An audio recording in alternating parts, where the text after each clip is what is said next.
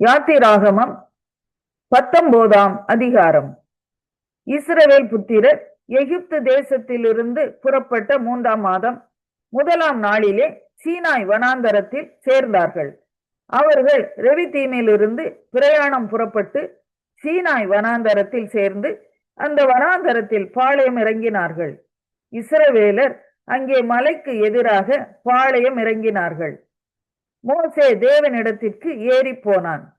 கர்த்தர் மலையிலிருந்து அவனை கூப்பிட்டு, நீ யாக்கோபு வம்சத்தாருக்கு சொல்லவும் இஸ்ரவேல் புத்திரருக்கு அறிவிக்கவும் வேண்டியது என்னவென்றால், நான் எகிப்தியருக்கு செய்ததையும் நான் உங்களை கழுகுகளுடைய செட்டைகளின் மேல் சுமந்து உங்களை என்னண்டையிலே சேர்த்து கொண்டதையும் நீங்கள் கண்டிருக்கிறீர்கள். இப்பொழுது நீங்கள் என் வாக்கை உள்ளபடி கேட்டு என் உடன்படிக்கையை கை கொள்வீர்களானால் சகல ஜனங்களிலும் நீங்களே எனக்கு சொந்த சம்பத்தாய் இருப்பீர்கள். பூமி எல்லாம் என்னுடையது. நீங்கள் எனக்கு ஆசாரிய ராஜ்யமும் பரிசுத்த ஜாதியுமாய் இருப்பீர்கள் என்று நீ இஸ்ரவேல் புத்திரரோடே சொல்ல வேண்டிய வார்த்தைகள் என்றார். மோசே வந்து ஜனங்களின் மூப்பரை அழைப்பித்து கர்த்தர் தனக்கு கற்பித்த வார்த்தைகளை எல்லாம் அவர்களுக்கு முன்பாக சொன்னான். அதற்கு ஜனங்கள் எல்லாரும் ஏகமாய் கர்த்தர் சொன்னவைகளை எல்லாம் செய்வோம் என்று பிரதியுத்திரம் சொன்னார்கள்.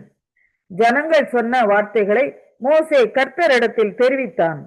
அப்பொழுது கர்த்தர் மோசேயை நோக்கி, நான் உன்னோட பேசும்போது ஜனங்கள் கேட்டு உன்னை என்றைக்கும் விசுவாசிக்கும்படி நான் கார்மேகத்தில் உன்னிடத்திற்கு வருவேன் என்றார். ஜனங்கள் சொன்ன வார்த்தைகளை மோசே கர்த்தருக்கு சொன்னான். பின்னும் கர்த்தர் மோசேயை நோக்கி, நீ ஜனங்களிடத்தில் போய் இன்றைக்கும் நாளைக்கும் அவர்களை பரிசுத்தப்படுத்து. அவர்கள் தங்கள் வஸ்திரங்களை தோய்த்து 3ஆம் நாளைக்கு ஆயத்தப்பட்டிருக்க கடவர்கள்.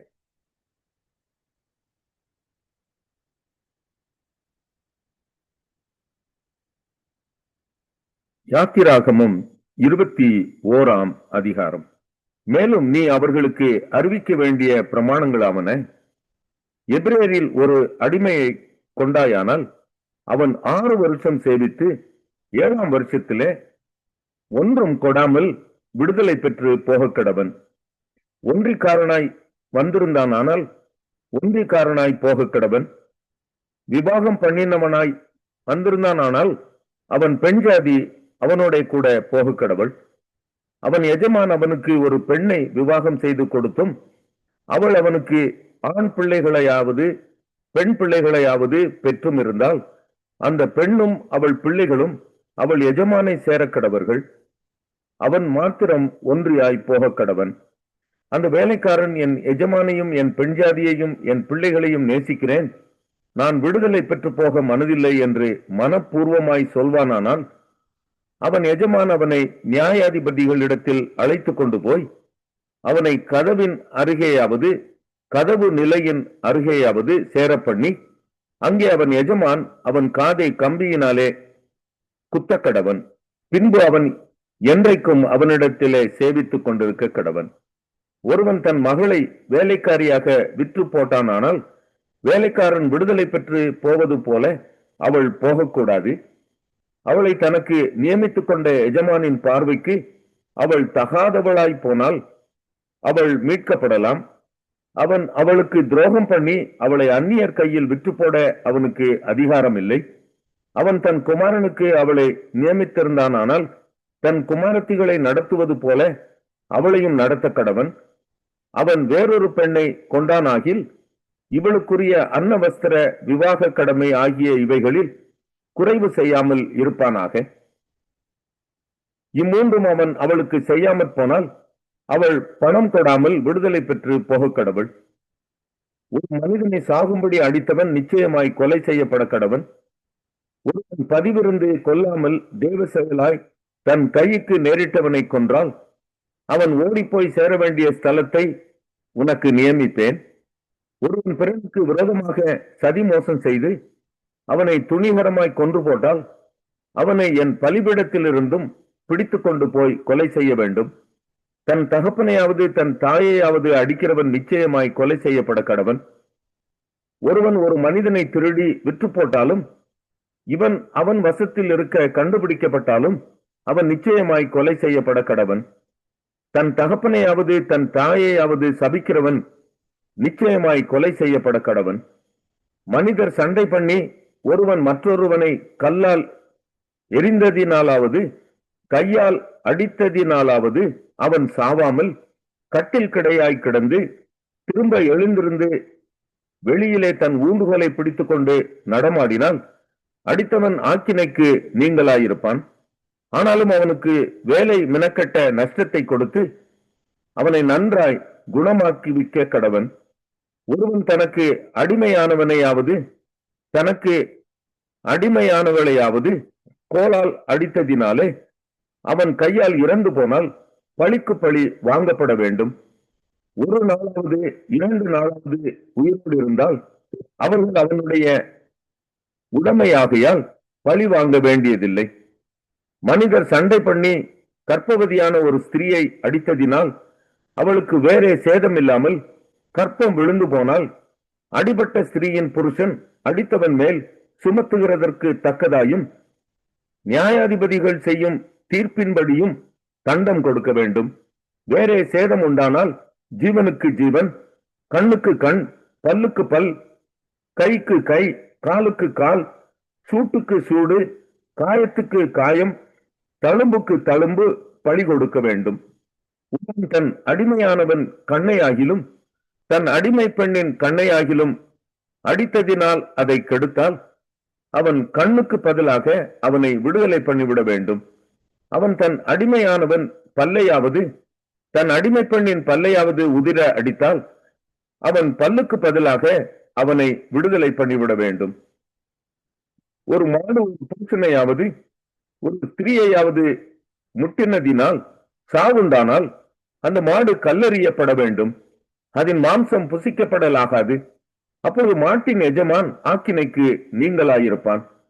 தன் மாடு வழக்கமாய் முட்டுகிற மாடாயிருந்து அது அதன் எஜமானுக்கு அறிவிக்கப்பட்டும் அவன் அதை கட்டி வைக்காததினால் அது ஒரு புருஷனையாவது ஒரு ஸ்திரீயையாவது கொன்று போட்டால் மாடும் கல்லெறியப்பட வேண்டும். அதன் எஜமானும் கொலை செய்யப்பட வேண்டும். அபராதம் கொடுக்கும்படி தீர்க்கப்பட்டதானால் அவன் தன் ஜீவனை மீட்கும் பொருளாக விதிக்கப்பட்ட அபராதத்தை கொடுக்க கடவன். அது ஒருவன் மகனை முட்டினாலும் சரி, ஒருவன் மகளை முட்டினாலும் சரி, இந்த தீர்ப்பின்படியே அவனுக்கு செய்யப்பட வேண்டும்.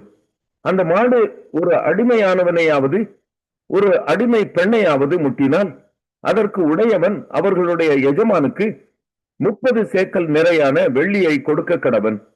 மாடு கல்லெறியப்பட வேண்டும். வைத்ததினாலாவது ஒரு குழியை வெட்டி அதை மூடாதே போனதினாலாவது அதிலே ஒரு மாடாவது ஒரு கழுதையாவது விழுந்தால் குழிக்கு உடையவன் அதற்கு ஈடாக பணத்தை மிருகத்தின் எஜமானுக்கு கொடுக்க கடவன். செத்ததோ அவனுடையதாக வேண்டும். ஒருவனுடைய மாடு மற்றவனுடைய மாட்டை முட்டினதினால் அது செத்தால் உயிரோடு இருக்கிற மாட்டை அவர்கள் விற்று அதன் கிரயத்தை பங்கிட்டு செத்ததையும் பங்கிட்டுக் கொள்ள கடவர்கள். அந்த மாடு முன்னமே முட்டுகிற மாடென்று அதன் எஜமான் அறிந்திருந்தும் அதை கட்டி வைக்காதிருந்தால் அவன் மாட்டுக்கு மாட்டை கொடுக்க கடவன். செத்ததோ அவனுடைய. 74ஆம் சங்கீதம். மஸ்கீல் என்னும் ஆசாபின் போதக சங்கீதம். தேவனே, நீர் எங்களை என்றென்றைக்கும் ஏன் தள்ளி விடுகிறீர்? உமது மேய்ச்சலின் ஆடுகள் மேல் உமது கோபம் ஏன் புகைகிறது? நீர் பூர்வ காலத்தில் சம்பாதித்த உமது சபையையும் நீர் மீட்டுக்கொண்ட உமது சுதந்திரமான கோத்திரத்தையும் நீர் வாசமாய் இருந்த சீயோன் பர்வதத்தையும் நினைத்தருளும். நெடுங்காலமாக பாழாய் கிடக்கிற ஸ்தலங்களில் உம்முடைய பாதங்களை எழுந்தருள பண்ணும். பரிசுத்த ஸ்தலத்திலே சத்துரு அனைத்தையும் கெடுத்து போட்டான்.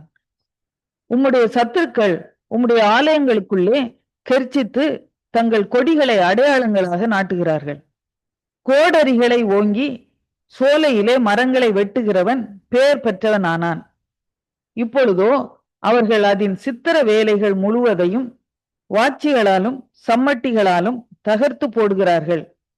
உமது பரிசுத்த ஸ்தலத்தை அக்கினிக்கு இரையாக்கி உமது நாமத்தின் வாசஸ்தலத்தை தரை மட்டும் இடித்து அசுத்தப்படுத்தினார்கள்.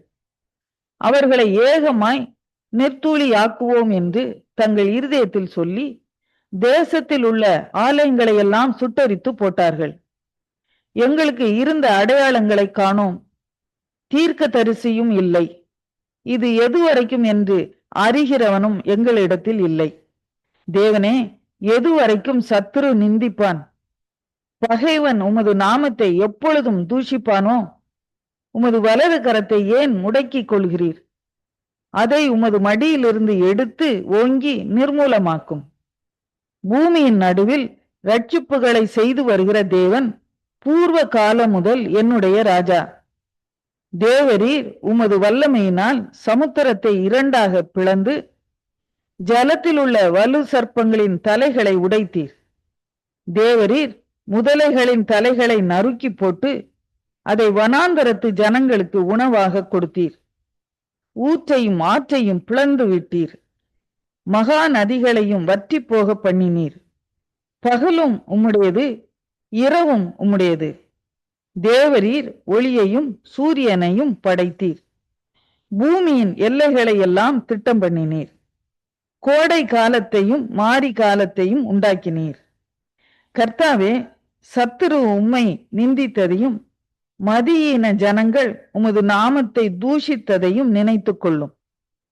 உமது காட்டுப்புறாவின் ஆத்துமாவை துஷ்டருடைய கூட்டத்திற்கு ஒப்புக்கொடாதேயும். உமது ஏழைகளின் கூட்டத்தை என்றைக்கும் மறவாதேயும்.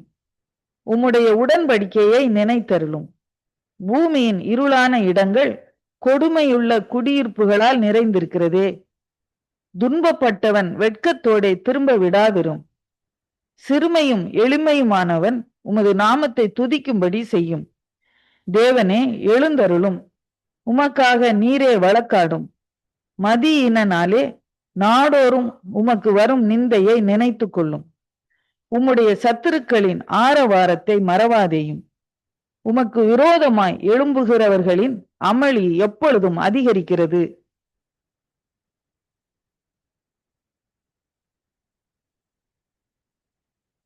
மார்க்கு 7ஆம் அதிகாரம். எருசலேமிலிருந்து வந்த பரிசேயரும் வேதபாரகரில் சிலரும் அவரிடத்தில் கூடி வந்தார்கள். அப்பொழுது அவருடைய சீஷரில் சிலர் கழுவாத அசுத்த கைகளாலே போஜனம் பண்ணுகிறதை அவர்கள் கண்டு குற்றம் பிடித்தார்கள். ஏனெனில் பரிசேயர் முதலிய யூதர் அனைவரும் முன்னோர்களின் பாரம்பரியத்தை கை கொண்டு அடிக்கடி கை கழுவினால் ஒழிய சாப்பிட மாட்டார்கள். கடையிலிருந்து வரும்போதும் ஸ்நானம் பண்ணாமல் சாப்பிட மாட்டார்கள். அப்படியே செம்புகளையும் கிண்ணங்களையும் செப்பு குடங்களையும் மனைகளையும் கழுவுகிறதும் அல்லாமல் வேறு அநேக ஆசாரங்களையும் கை கொண்டு வருவார்கள். அப்பொழுது அந்த பரிசேயரும் வேதபாரகரும் அவரை நோக்கி, உம்முடைய சீஷர்கள் முன்னோர்களின் பாரம்பரியத்தை மீறி ஏன் கை கழுவாமல் சாப்பிடுகிறார்கள் என்று கேட்டார்கள். அவர்களுக்கு அவர் பிரதியுத்தரமாக, இந்த ஜனங்கள் தங்கள் உதடுகளினால் என்னை கனம் பண்ணுகிறார்கள், அவர்கள் இருதயமோ எனக்கு தூரமாய் விலகி இருக்கிறது என்றும், மனுஷருடைய கற்பனைகளை உபதேசங்களாக போதித்து வீணா எனக்கு ஆராதனை செய்கிறார்கள் என்றும் எழுதியிருக்கிற பிரகாரம் மனிதர்களாகிய உங்களை குறித்து ஏசாயா நன்றாய் தீர்க்க தரிசனம் சொல்லி இருக்கிறான். நீங்கள் தேவனுடைய கட்டளையை தள்ளிவிட்டு மனுஷருடைய பாரம்பரியத்தை கை கொண்டு வருகிறவர்களாய் கிண்ணங்களையும் செம்புகளையும் கழுவுகிறீர்கள் மற்றும் இப்படிப்பட்ட அநேக சடங்குகளையும் அனுசரித்து வருகிறீர்கள் என்றார். பின்னும் அவர் அவர்களை நோக்கி, நீங்கள் உங்கள் பாரம்பரியத்தை கை கொள்ளும்படிக்கு தேவனுடைய கட்டளைகளை வியத்தமாக்கினது நன்றாயிருக்கிறது. எப்படியெனில், உன் தகப்பனையும் உன் தாயையும் கனம் பண்ணுவாயாக என்றும் தகப்பனையாவது தாயையாவது நிந்திக்கிறவன் கொல்லப்பட வேண்டும் என்றும் மோசே சொல்லி இருக்கிறாரே. நீங்களோ ஒருவன் தன் தகப்பனையாவது தாயையாவது நோக்கி, உனக்கு நான் செய்யத்தக்க உதவி ஏது உண்டோ அதை குர்பான் என்னும் காணிக்கையாக கொடுக்கிறேன் என்று சொல்லிவிட்டால் அவனுடைய கடமை தீர்ந்தது என்று சொல்லி அவனை இனி தன் தகப்பனுக்காவது தன் தாய்க்காவது யாதொரு உதவியும் செய்ய ஒட்டாமல் நீங்கள் போதித்த உங்கள் பாரம்பரியத்தினால் தேவ வசனத்தை அவமாக்குகிறீர்கள். இது போலவே நீங்கள் மற்றும் அநேக காரியங்களையும் செய்கிறீர்கள் என்று சொன்னார்.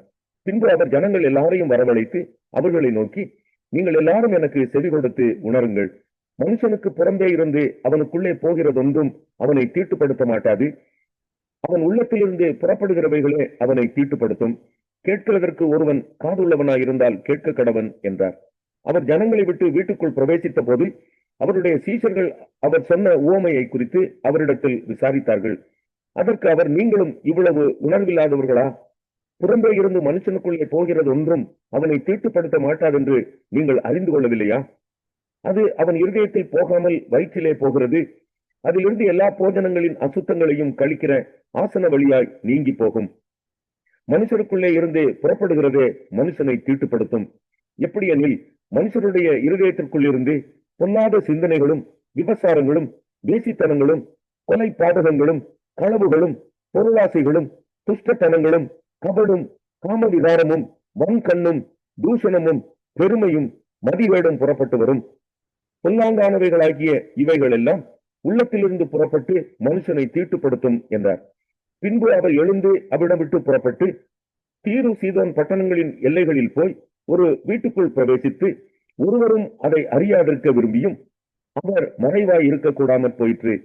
அசுத்த ஆவி பிடித்திருந்த ஒரு சிறு பெண்ணின் தாயாகிய ஒரு ஸ்திரீ அவரை குறித்து கேள்விப்பட்டு வந்து அவர் பாதத்தில் விழுந்தாள். அந்த ஸ்திரீ சிரபானிக்கியா தேசத்தாளாகிய கிரேக்க ஸ்திரீயாயிருந்தாள்.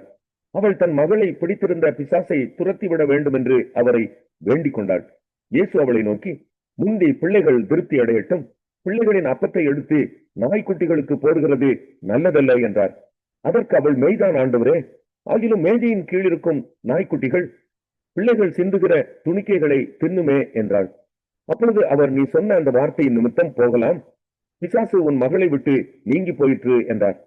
அவள் தன் வீட்டுக்கு வந்த பொழுது பிசாசு போய்விட்டதையும் தன் மகள் கட்டிலில் படுத்திருக்கிறதையும் கண்டாள். மறுபடியும் அவர் தீரு சீதோன் பட்டணங்களின் எல்லைகளை விட்டு புறப்பட்டு தெக்கப்போலியின் எல்லைகளின் வழியாய் கலிலேயா கடல் அருகே வந்தார். அங்கே கொன்னை வாயுடைய ஒரு செவிடனை அவரிடத்தில் கொண்டு வந்து அவர் தமது கையை அவன் மேல் வைக்கும்படி வேண்டிக் கொண்டார்கள். அப்பொழுது அவர் அவனை ஜனக்கூட்டத்தை விட்டு தனியே அழைத்துக் கொண்டு போய் தம்முடைய விரல்களை அவன் காதுகளில் வைத்து உமிழ்ந்து அவனுடைய நாவை தொட்டு வானத்தை அண்ணாந்து பார்த்து பெருமூச்சு விட்டு எப்பத்தா என்றார். அதற்கு திறக்கப்படுவாயாக என்று அர்த்தமாம். உடனே அவனுடைய செவிகள் திறக்கப்பட்டு அவனுடைய நாவின் கட்டும் அவிழ்ந்து அவன் செவ்வையாய் பேசினான். அதை ஒருவருக்கும் சொல்ல வேண்டாம் என்று அவர்களுக்கு கட்டளையிட்டார். ஆகிலும் எவ்வளவு அதிகமாய் அவர்களுக்கு கட்டளையிட்டாரோ அவ்வளவு அதிகமாய் அவர்கள் அதை பிரசித்தம் பண்ணி எல்லாவற்றையும் நன்றாய் செய்தார். கேட்பது